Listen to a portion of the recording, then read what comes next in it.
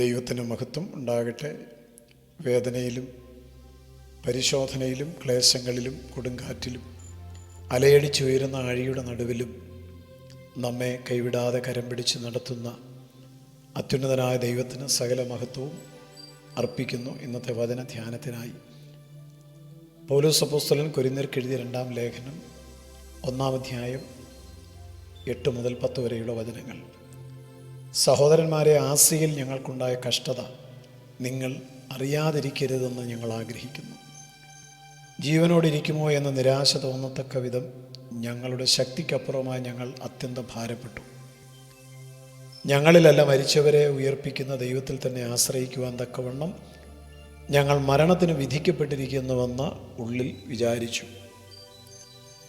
പൗലോസ് അപ്പോസ്തലൻ തൻ്റെ ജീവിതാനുഭവം ഇവിടെ വിവരിക്കുകയാണ്. തനിക്ക് നിരാശ തോന്നത്തക്ക നിലയിൽ ഭാരപ്പെട്ടതായ ചില അനുഭവങ്ങൾ,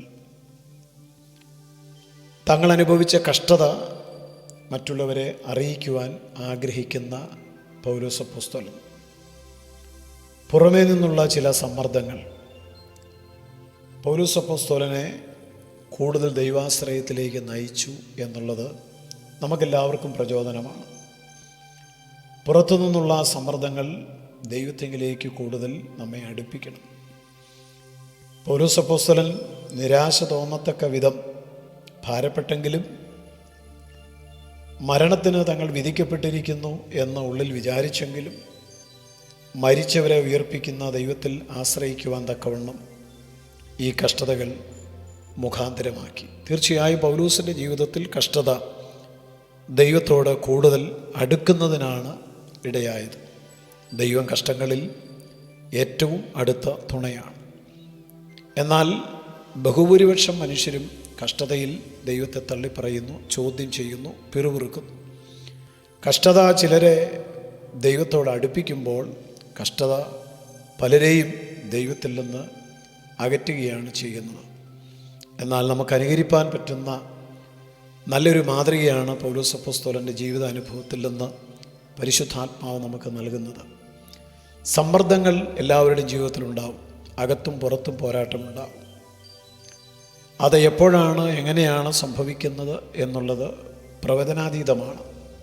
എന്നാൽ എന്തെല്ലാം ഭവിച്ചാലും സന്തോഷത്തോടെ കർത്താവിൻ്റെ പിന്നാലെ യാത്ര ചെയ്യുവാൻ അപ്പോസ്തലനായ പൗലോസ് ഫിലിപ്പിയ ലേഖനം എഴുതുമ്പോൾ പരിഹാരമാർഗമായിട്ട് അവിടെ പറയുന്നുണ്ട്.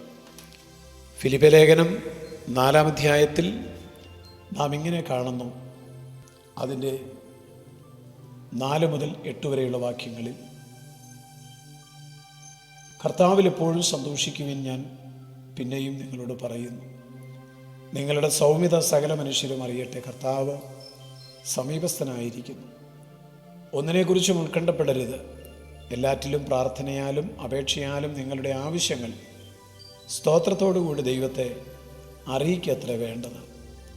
എന്നാൽ സകല ബുദ്ധിയെയും കവിയുന്ന ദൈവസമാധാനം നിങ്ങളുടെ ഹൃദയങ്ങളെയും മനസ്സുകളെയും ക്രിസ്തുയേശുവിങ്കിൽ സംരക്ഷിക്കും.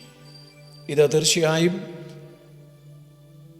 പലവിധ സമ്മർദ്ദങ്ങൾ അനുഭവിക്കുന്ന ഏതൊരാൾക്കും ആശ്വാസം നൽകുന്ന വചനമാണ്.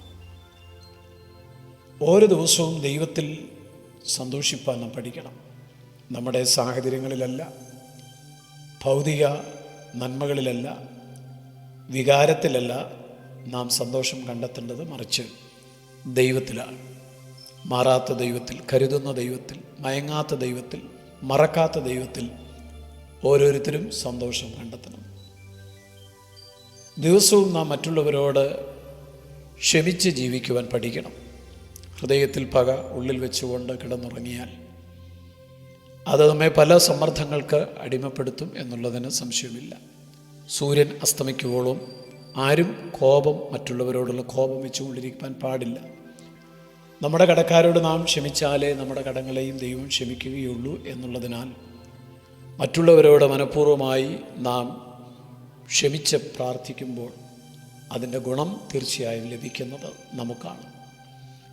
ദിവസവും ദൈവത്തിൽ ആശ്രയം വെക്കണം എന്നാണ് ഫിലിപ്പിയ ലേഖനത്തിൽ നമ്മൾ കണ്ടത്. ഒന്നിനെക്കുറിച്ചും ആകുലരാകേണ്ട. കാരണം എല്ലാറ്റിനെയും ഭരിച്ച് നിയന്ത്രിച്ച് നടത്തുന്ന സർവശക്തനായ അത്യുന്നതനായ ദൈവം എൻ്റെ പിതാവാണെന്നുള്ള ചിന്ത എല്ലാ ആകുല ചിന്തയ്ക്കുമുള്ള പരിഹാരമാർഗമാണ്. അതുകൊണ്ട് തീർച്ചയായും സമ്മർദ്ദങ്ങളില്ലാതെ ജീവിക്കുവാൻ ഈ കാര്യങ്ങൾ നാം ചെയ്യുന്നുവെങ്കിൽ അത് നമുക്ക് അനുഗ്രഹമായിട്ട് മാറും. നമ്മുടെ ആവശ്യങ്ങൾ പ്രാർത്ഥനയിൽ കൂടി നന്ദിയുള്ള ഹൃദയത്തോടെ ദൈവത്തോട് നാം പങ്കുവെക്കണം. എന്തും ദൈവത്തോട് നമുക്ക് പങ്കുവയ്ക്കാം.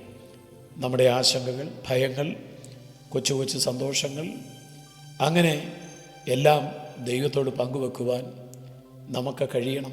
വളരെ അടുപ്പമുള്ള ഒരാളോട് നാം സംഭാഷിക്കുന്നത് പോലെ ദൈവത്തോട് നമ്മുടെ ആവശ്യങ്ങൾ പറയുവാൻ നാം പഠിച്ചിരിക്കണം. നമ്മുടെ ചിന്തകളാണല്ലോ നമ്മളെ രൂപാന്തരപ്പെടുത്തുന്നത്. അതുകൊണ്ട് ഉയരത്തിലുള്ളത് നാം ചിന്തിക്കണം. നാം എന്ത് ചിന്തിക്കുന്നുവോ അതുപോലെ ആയിരിക്കും നമ്മൾ പ്രവർത്തിക്കുന്നത്.